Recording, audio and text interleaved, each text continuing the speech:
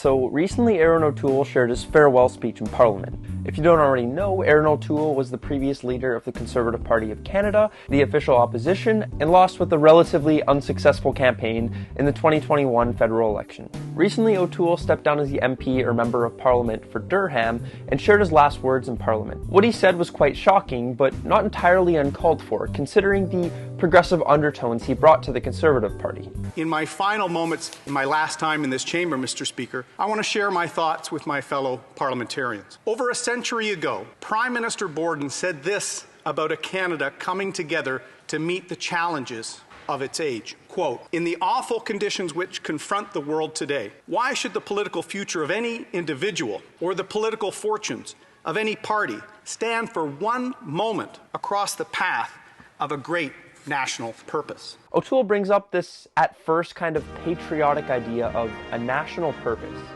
One that individuals, including political parties, should put above their own personal interests. O'Toole's continue pressing on this idea of a national purpose, referencing some of the major issues that are currently posing a threat to our nation, including the Russian invasion of Ukraine, some global tensions, and major issues of inequality that haven't been addressed in our own country. There are Indigenous youth in Canada who voted for the first time for people here in this chamber. Yet some of these Canadians have never been able to drink the water in their community. It's our job to ensure that every child has access to clean drinking water and a fair chance to succeed in life. Now, so far, O'Toole hasn't said anything too out of the ordinary and too unpolitician-like, you could say. But what really sets the tone for the speech is when O'Toole addresses the polarization and divisiveness of our current political culture.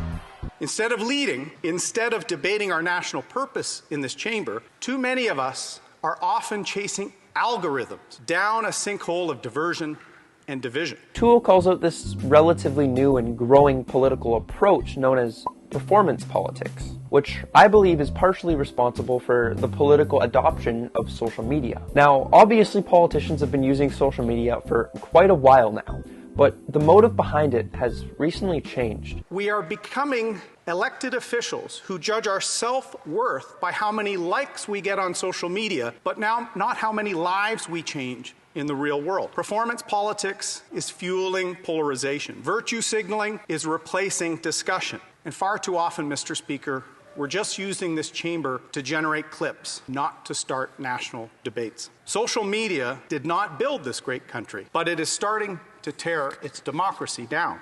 If we're not careful, there will soon be a generation of young voters who have never even heard a point of view different from their own. O'Toole doesn't specifically call out names, but he does address the issue in a fairly unbiased way, calling out politicians from all sides. But the undeniable contributor to this growing online divisiveness is the one and only Pierre Poilievre.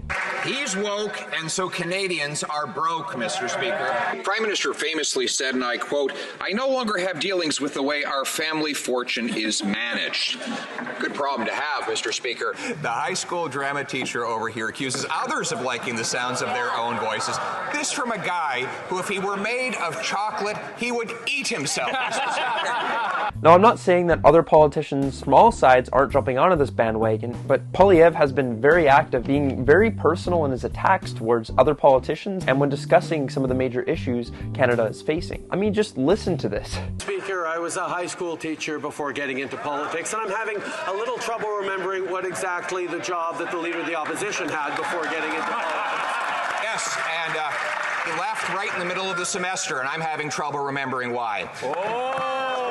Now, the PM and his cabinet are in no way innocent to this matter either. I mean, they've done arguably little to warrant productive conversation, often avoiding interview questions and avoiding some of the tough topics that face them. And in many cases, they've reciprocated Poilievre's aggressive and sometimes condescending behavior. Now, I do realize these are politicians we're talking about and not angels, so this shouldn't be a shocker, right? But honestly, O'Toole has a good point. The political culture in this country is becoming quite un-Canadian, and there are fears that this behavior could throw us down a slippery slope of political decline. or I guess even more political decline if you already consider the country to be in decline. Anyways, the point of making this video was to bring attention to what I believe is a growing issue of political polarization and division. If we're to take anything away from O'Toole's speech, it's that all Canadians are facing these issues together. And in order to overcome them, we need to converse and engage with each other, instead of demonizing the people we disagree with, further contributing to the overall divisiveness of this country.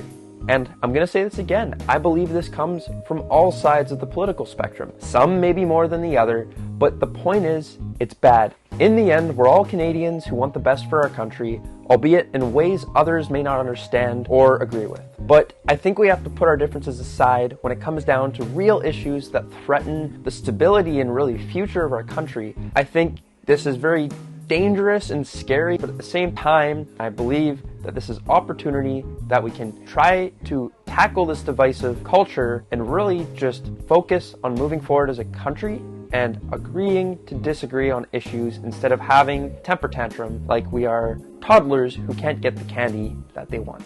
Anyways, thanks for watching. Hope this was interesting for you to listen to, and have lots more content coming around, all different topics relating to political stuff, talk about all that fun stuff, and even more stuff maybe. So yeah, if this was interesting, maybe like the video or subscribe to my channel, and yeah, see you guys next time.